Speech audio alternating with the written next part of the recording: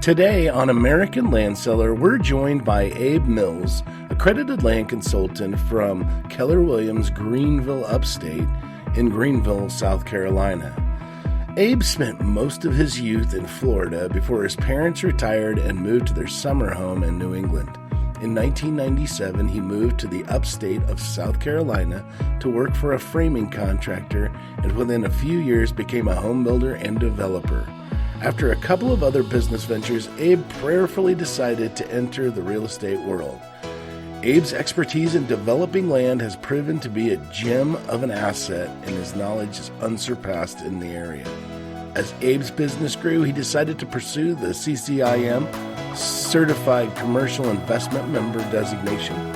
During this process, Abe noticed that he could fast-track the designation by earning an ALC designation through the Realtors Land Institute. So he jumped into RLI, and although he already knew it, it was quickly apparent his love for real estate lied in the land. Abe proudly earned his ALC designation and now even serves on the designation committee with Realtors Land Institute. Abe also serves on the NAR Professional Standards Committee, which makes recommendations to the Ethics Board. Abe is a great guy. We've gotten to know him a little bit, and we are excited to have him on the show. So, as always, we hope you take away something from this episode. Hello, everyone. My name is Koby Rickardson, and welcome to the American Land Seller Podcast. We are so excited you decided to join us today on our journey to discover new and interesting things about everything land, from sales, investments, ownership, regulations, and so much more. Our mission is to connect you to the top folks in the country where it has to do with land, so we can learn more about everything from agriculture to land development. Okay, Koby and our special guests, let's get started. Yes, we are here with Abe Mills from Greenville, South Carolina today, and super excited to have him on our program. We've gotten to know him a little bit with the Realtors Land Institute. And so, Abe, how are we doing today? I'm doing well today. How are you today? I'm doing great, actually. This is we're taping this. It's actually Easter weekend, so we probably ought to have a great show and everything taken on one take so we can get back to our families this weekend. Sounds good. All right, brother. Well, if you can just expound a little bit, tell us just a little bit about you. How'd you get into real estate? Specifically, how'd you get into land real estate? And what's the 411 on Abe today? Sure. Yep. So I moved to South Carolina in 97. I was a pretty young buck. Was a framing contractor, so I came down here, with my nail bags on and framed a lot of houses, and I decided that building looked pretty fun, so went and got my builder's license, and I started building. And the key to building was obviously you make your money a lot of times in building in the land, and I realized that. So I got into developing land, and that was really what started my land real estate career, so to speak. But I didn't even realize it at the time. So through developing land, mainly subdivisions, I started messing with some commercial properties, and so then the market started slowing down 2008, 2009 for everyone nationwide. I thought it was my realtor that was just not performing and was kind of ignorant to the market, so to speak. So I went and got my real estate license thinking, hey, my agent's not doing what they should. And I'm going to go try to do it for them.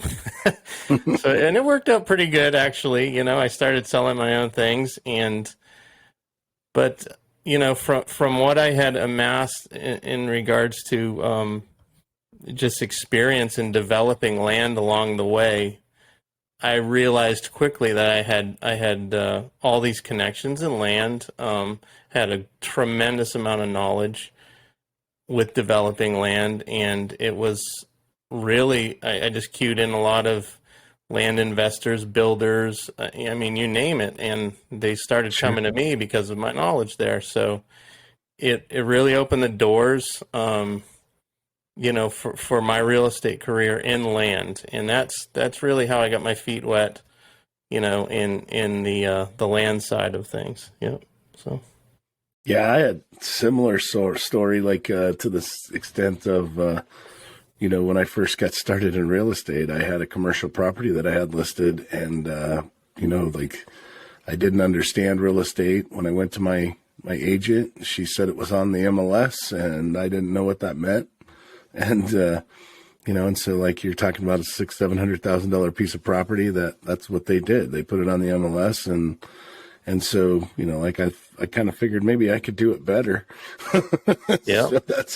So that's how my wife and I got started years ago. But so out in South Carolina, and you're just licensed in South Carolina, correct? Or do you have multiple states? No, it's just Carolina for me, South Carolina specifically. I've looked into North Carolina and Georgia. They reciprocate their license with ours, but haven't really had any need to spread my wings that far quite yet. So, sure.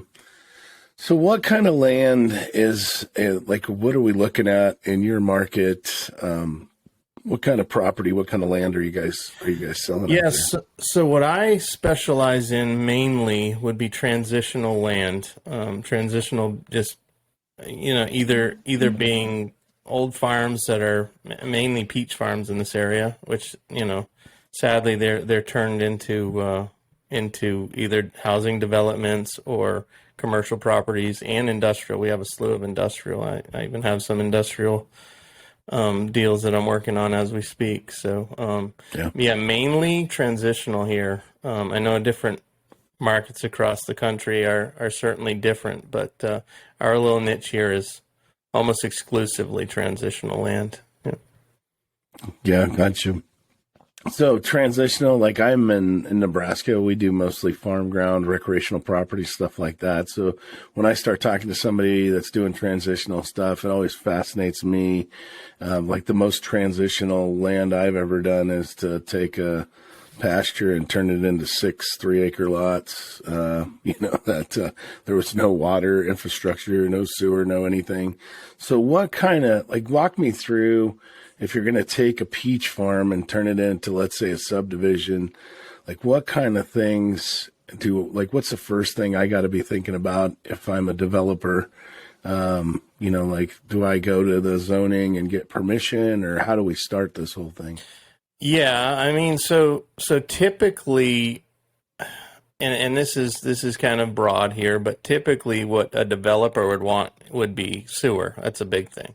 So, and there's some that do it without, but if you were going for a housing development, you would certainly want sewer nearby. And then you'd tie the property up under due diligence, as normal, and go for entitlements. Entitlements being, the availability to get sewer and water run to the property. You run it through zoning, permitting, stormwater. Stormwater is probably the biggest issue. And I mean, it's an issue that is nationwide now, especially with the recent laws that have passed, that stormwaters are just becoming increasingly more of a problem, which they should in some aspect of everything. You certainly don't need shed waters, turning into major problems downstream, right, so to speak. So I understand it, but it's just a huge thing nowadays to get stormwater under control. So that's well, and then especially with the waters of the U.S., the WOTUS proposed rule. Well, I guess it's the actual rule, but I saw that was once again kicked down the road a little bit because of some lawsuits. But what is protected waterways? What is going to affect drinking water? I could only imagine how much goes into the studies that you guys have to do just to look at a project, let alone get it going. So Yeah, for sure. So like when you're talking transitional land, like what site selection's got to be like a huge part of that, doesn't it? Like that's got to be a part of your job where you've got a developer that you're working with and they're like, hey, this is the project we want. Abe, can you be looking for, the perfect property or something close to it? I mean, that's got to be a little bit in what you're looking at too, doesn't it? Yeah, definitely. So, a lot of times out my scope of how I look at property has a lot to do with the availability of public transportation. There'll be some demographics in there as far as median house price and median salary in the area. We look at everything, and it depends. It's developer by developer, builder by builder. They all have a different set of guidelines that they follow, and so it's pretty involved, undoubtedly, with what we look for. So, some are okay with a flat site. Others want some elevation. Some specifically want like a water feature, like a pond or a lake, river, just something to that effect. So it just all depends on the developer. So very involved. Yeah, no, that's just fascinating to me. Well, Abe, I think we can probably take a real quick break here, and I want to come back. I want to talk to you just a little bit about, like I know you do a little bit with gas stations and things like that. So I just want to talk a little bit after the break about some of the EPA requirements and some of the regulations and stuff that goes into that. So. But we will be right back. Today's episode is brought to you by RE/MAX Home Farm and Ranch. RE/MAX Home Farm and Ranch is the premier marketing and selling real estate company in Nebraska and South Dakota. You can find all the great RE/MAX agents and their listings at homefarmranch.com. That's homefarmranch.com. You can look up and see what they're up to and follow along on all the things that they have going on. Once again, this episode is brought to you by RE/MAX Home Farm and Ranch, and you can find their listings and their agents at homefarmranch.com. Once again, homefarmranch.com.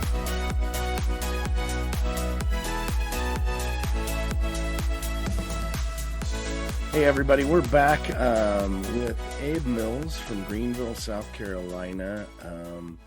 Abe is a land guy out in South Carolina, and he also does some like transitional land stuff with commercial and industrial properties. So we're going to talk just a little bit about that, pick his brain on that.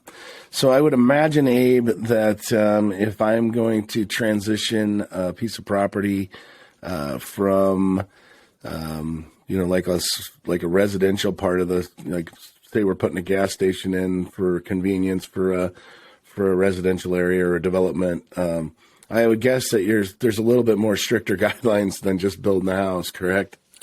Yeah, there definitely is. Especially when you're putting fuel and underground storage, anything underground storage always runs the risk of an environmental disaster, right? And if there was ever a leak or there's more than just like gas leak, like there could be like benzymes and different things like that can leak. So it can be just fumes that get into the soil that they certainly want to protect drinking waters, and that's really the biggest thing. Like, is anything that happens underground ever going to get down into a drinking water supply? Because that would be huge, right?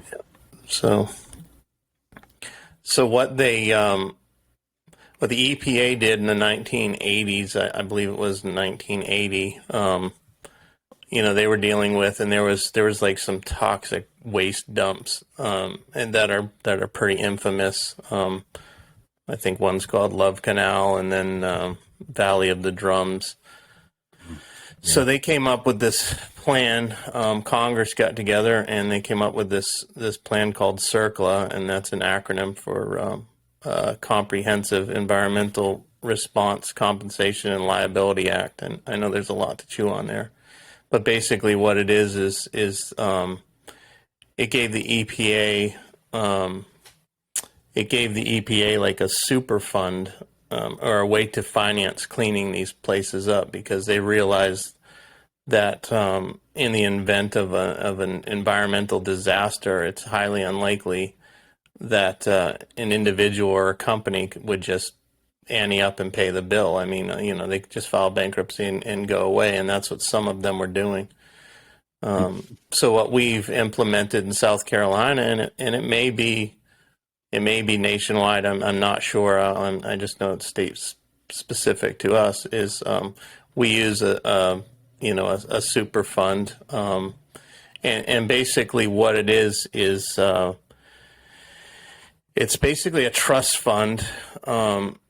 And this trust fund, you put, I believe the amount is $30,000 into this trust fund, and then you make a deposit into it here, and that it gives basically $1 million worth of coverage. So if you ever had like a leak or any kind of a disaster, any kind of cleanup that happened with an underground tank or any contamination like that, you basically have $1 million of coverage that sits in this trust fund to help with the cleanup, and that trust fund actually they do invest that money, and it so the state can try to make some money on it, on these investments, and hopefully not use them, but the money just sits there in this trust fund, and they call it a super fund. Yeah. So.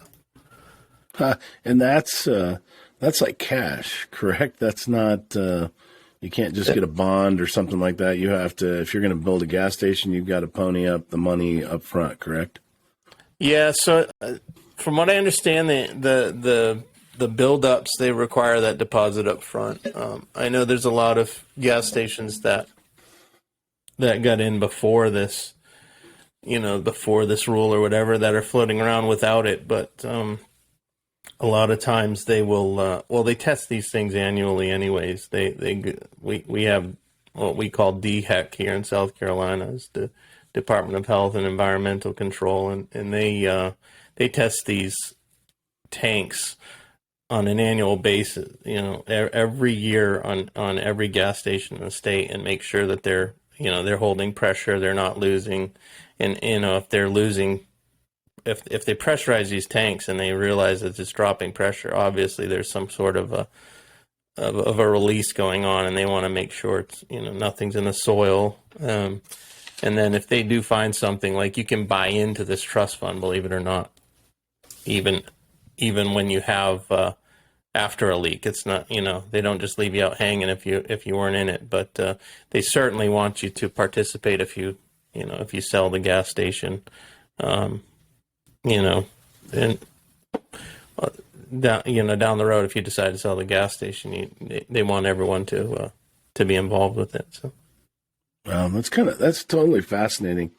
Like I said, that's we do deal with underground tanks a little bit with farm sales and stuff. That was really popular back in the 70s, 80s, and even 70s, 80s, even the early 90s, for the farms to get some pretty good sized fuel tanks buried. But and then again, like, I didn't realize until I got into real estate and started doing farm stuff that those things were those are even regulated and monitored by the EPA as well as the Nebraska fire marshals. So, at least in my part of the country. So that's kind of interesting, that super fund that they've kind of got to protect and make sure that we have a way to get things cleaned up if something, God forbid, happens. So, yeah.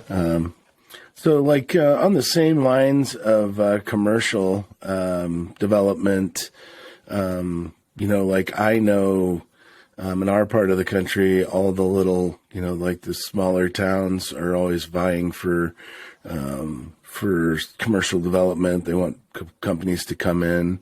So like, what is it if you're helping let's say, a manufacturer or something like that come into your area?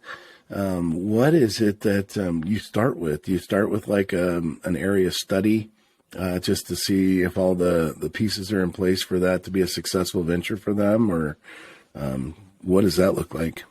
Yeah, so I mean, typically they come to us and they say, this is what we're looking for. They have like a industrial, especially, they would say we have a certain site size that we need. Sure. They're going to put a warehouse on it, and 9 times out of 10, it's a warehouse site, right? At least right now.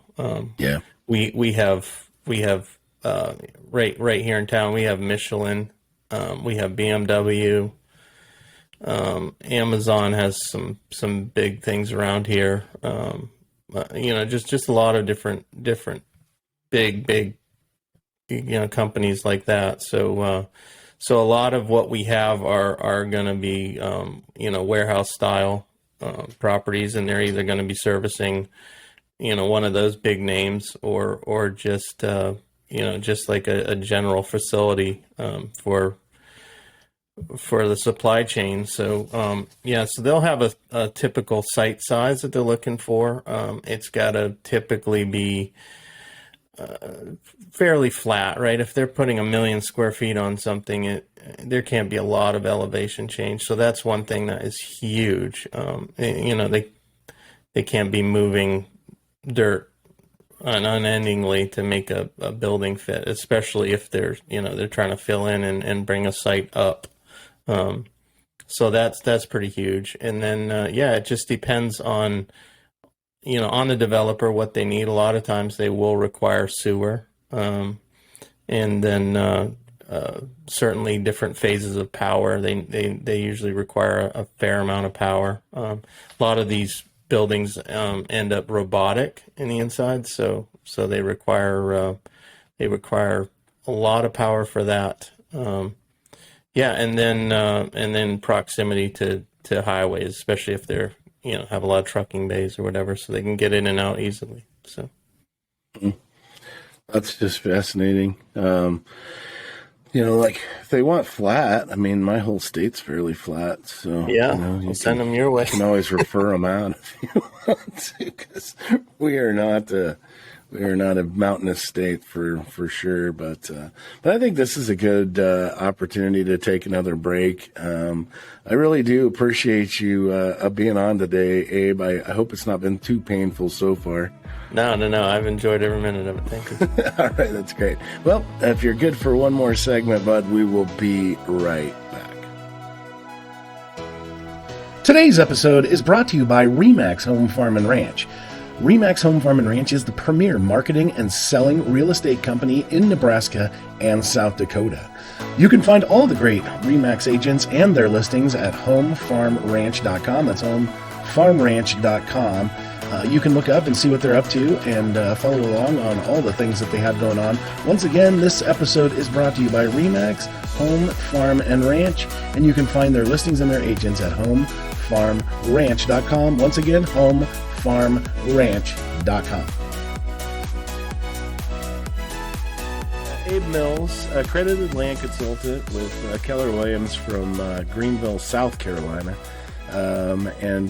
He is actually on the committee that reviews all the applications for the Accredited Land Consultant designation for the Realtors Land Institute. And so I thought we'd take a little bit of time to talk just a little bit about that, Abe, if you don't mind giving us a little bit of insight into what's that look like. I recently got my Accredited Land Consultant. I can tell you it's a tough accreditation to get.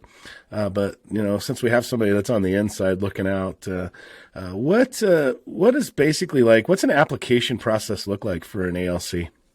Yeah. So the ALC designation, for those that are interested, it's very involved. I'll just start with the classwork. So you've got these core classes that you need to take. You need to take at least 56 hours of core classes, Land 101.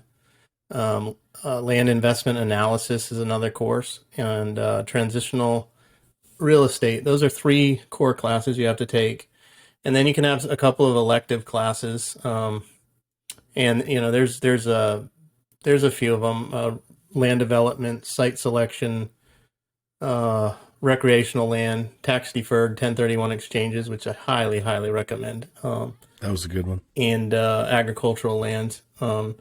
And then there's those are more of the specialty ones, and then there's a couple electives. So you take your core classes, and then you take this comprehensive final exam, and once you pass that, the fun begins, right? So that's the easy part. Yeah, well, yeah, yes and no. So so there's a volume requirement, and that would be a transaction real estate sold.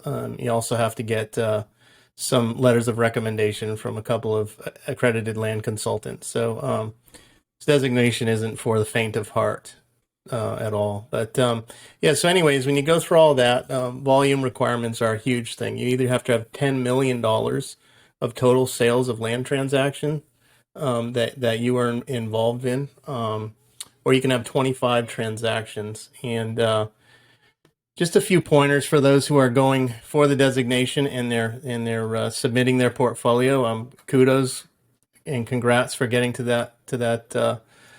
that portion of it. And so I'll give a little bit of advice. Number one, always be 100% truthful with this stuff. Like, we take this just as serious as you are taking it and getting this designation. So with that said, like, we look at each transaction. We will look at not only what you send us, but we'll go into MLS and do our own research behind the scenes of what you send. So we've had some that come through and they're trying to make it sound like something they're not. There's a 51% rule in the residential side of this, and that rule states that the land has to be worth at least 51% of the total sales price of the transaction for that to qualify as a land transaction. So keep that in mind. Like, if you've got a chunk of land and there's a house on it,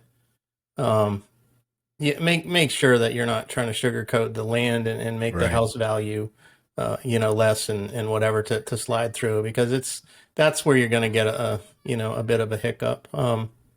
There's been some changes that are going into effect. Those changes, some went immediately at the last National Land Conference, and there's a couple of changes that are coming on, I believe it's June 1st of this year, so right around the corner. So anyone that is currently in the process of it, some of these new rules you may be affected by them. Okay. So those new rules are, let me see here. So if you sell, there was a rule before where not more than 20% of your portfolio could be basically slated as residential transactions. And residential transactions, those were looked at as like a single family lot. And there's a lot of agents across the country that are land experts. And in that area, and you may be one of them listening to this, like, you sell a lot of little lots or whatever, but you're like, man, I'm held to this 20% rule because they qualify as a residential transaction.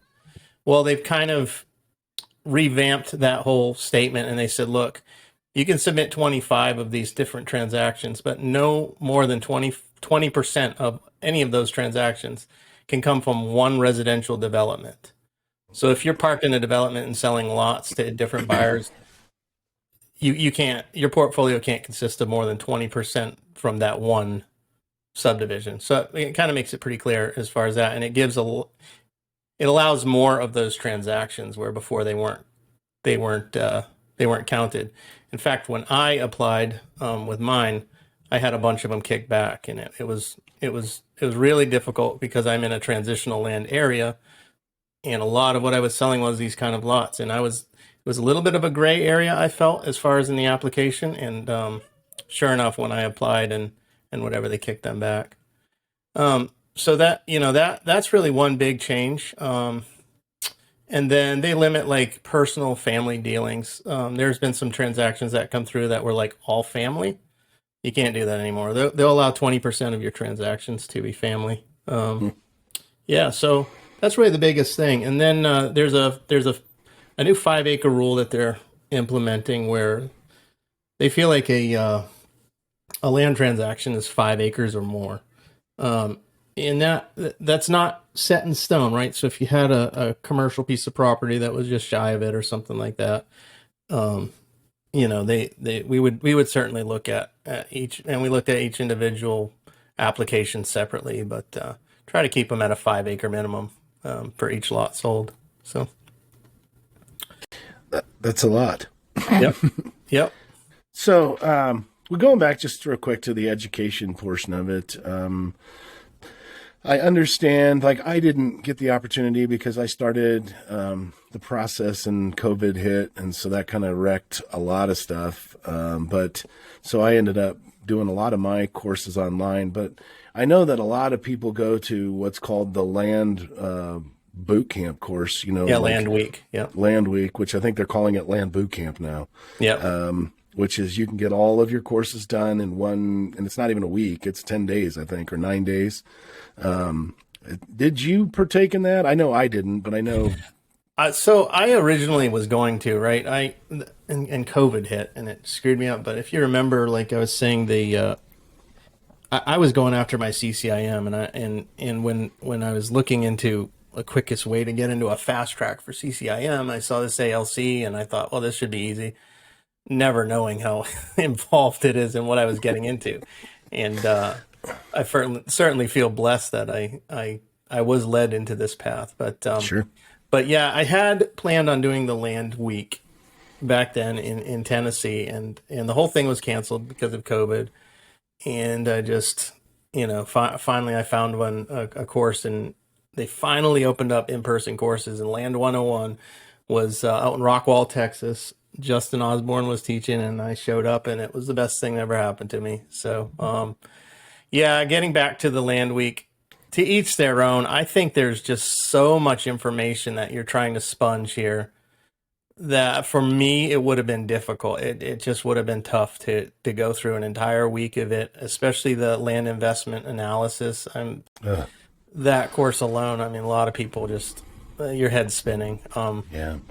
So, if I were to make a suggestion to anyone, and this is just a broad suggestion, but I would say take some courses individually, and Land Week is a great thing, but you still have to have the volume requirement. You still have to have every other bit of it to get the designation. So yeah, it's not over after that week. It's just beginning. Yeah.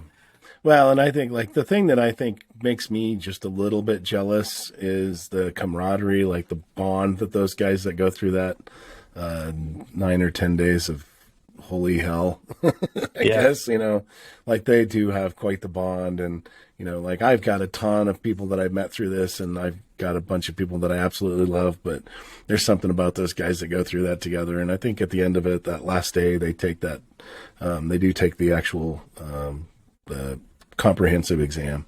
And so it's it's a unique deal. I mean, in this industry, it kind of amazes me that there's people that can take that many days and go to class off. Yeah, undoubtedly. Yeah. That's what I'm saying. To each their own. It may be for someone. I traveled a lot to get my designation. And, I went to Wyoming, Texas a couple times, Colorado. I was all over the place. And I just felt like those individual classes too, the connections I made there were they're lifelong connections. I mean, the people that we met together in the National Land Conference, some of these connections are for a lifetime. And this is like, it's almost like a brotherhood, with all of us together. Yep. No, that's for sure. It is a small community, and that's one of the things I like about it. So just a few statistics though that I found out. I know I'm one of the newer ones. I just got mine, actually at the land conference. The way that I found out that I received mine was when they gave me my badge and it said ALC on it. So it's like, oh, so I made it. Oh yeah. Oh, nobody's told you that yet? Nope. Nobody's told me that yet. So, but that was kind of fun. And so, but mine says like I think it's 1571 or 1561 is my number on my plaque back behind me on the wall there. So there's only historically been that many, and currently there's just a little over 600 in the world. So Yeah. it's definitely a small fraternity of folks and some really incredible people. Yeah, I'm one of just 11. You would never think it in the whole state of South Carolina, but I'm one of just 11 here. So yeah, I think there's there's six some others that are licensed in other states, but I'm saying that actually live here, and there's 11. Yeah, that's what I go by is the ones that have their addresses in Nebraska. There's 6 of us. I think there's 14 or 15 total that are licensed in Nebraska, but they have multiple licenses and stuff. Wonderful. Well, I'm certainly here to help if anyone listening has any questions in regard to the committee, or the application. I know when I was looking at a lot of questions came up, and that's really why I jumped on this committee.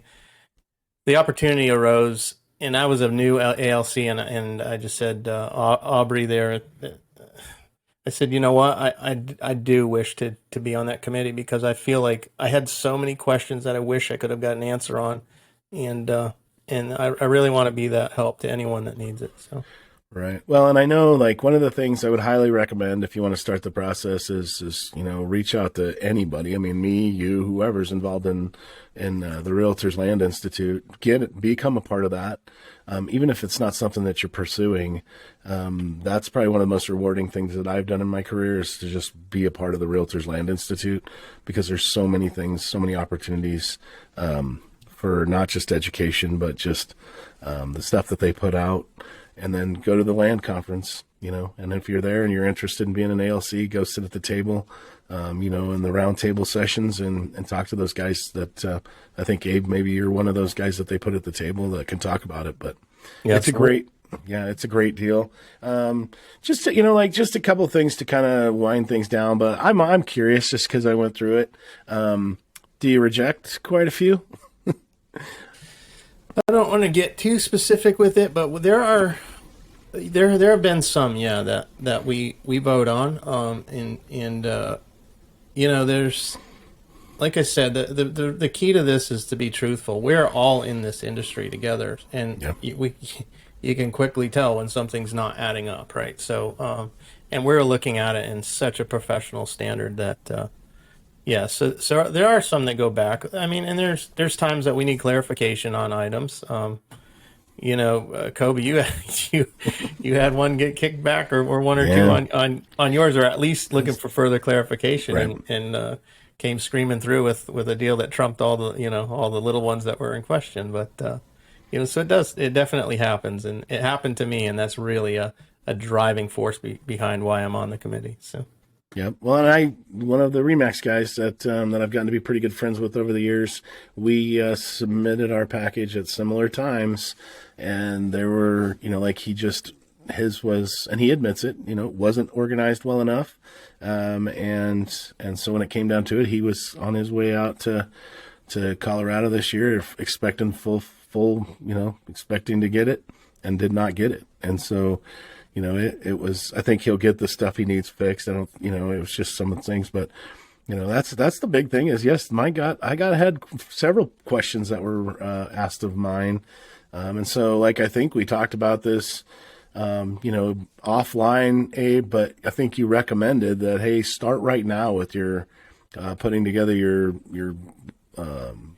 land descriptions and your, that kind of stuff. Talk just a little bit about that. Yes. Yeah. Just, start entering your portfolio now. I mean, Download, get on there, the website, the RLI Land, and you can download the actual form that we review, and it'll give you, it's a pretty good guideline as far as what we're looking for, and it asks questions like how big was this transaction, how involved were you, were there any hurdles in the transaction, if there was a dwelling on it, explain the 51% rule, and things like that. But if you have transactions that qualify for this designation, go ahead and write them down. It is so hard later on if you go through everything and then you're trying to think back 3, 4, 5, 5 years would be the max. But if you're trying to think back that far, like, oh man, what happened during that transaction, or I don't really remember. It's just easier if it comes to mind. Start your portfolio now.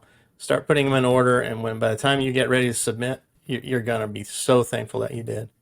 Yeah, that is so, I can tell you from, it took me, I can't tell you how many days it took me to put my portfolio together just because I waited till it was, okay, this is the point in the process that I'm at. And when you said that to me, I was like, man, I'm dumb. I really should have done that because, as it comes up, because again, and then if you think it's going to be something that you're going to have to argue with, for crying out loud, take pictures, put it in that.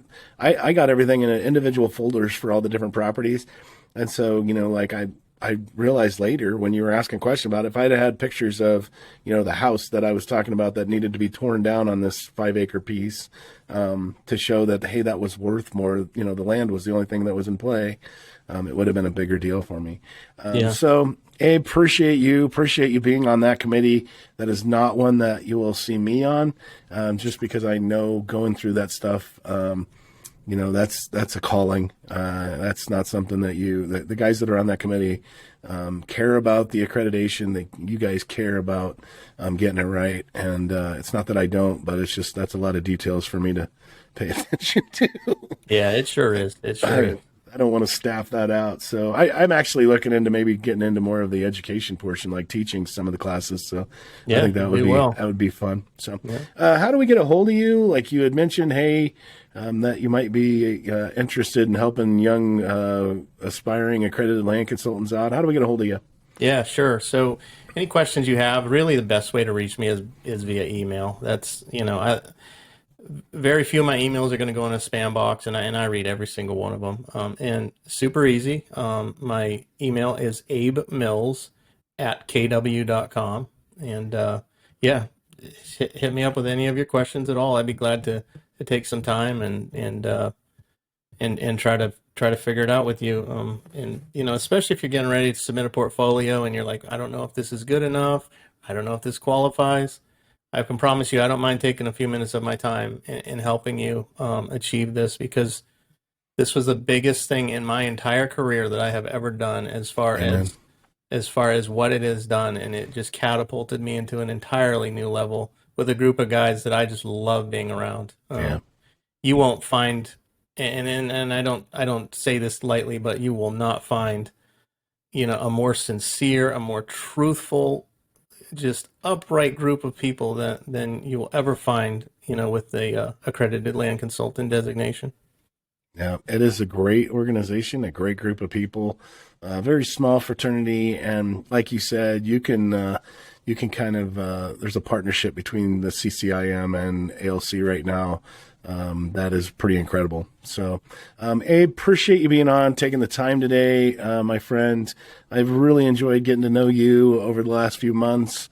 And I hope that you keep up with us, keep in touch, and that maybe we can get you to come back on someday. And I know you've got a lot of knowledge. And again, Greenville, South Carolina, is Abe's area. If you're looking for anything where it comes to real estate, he can either help you or find the perfect person in that area to help. So that's right.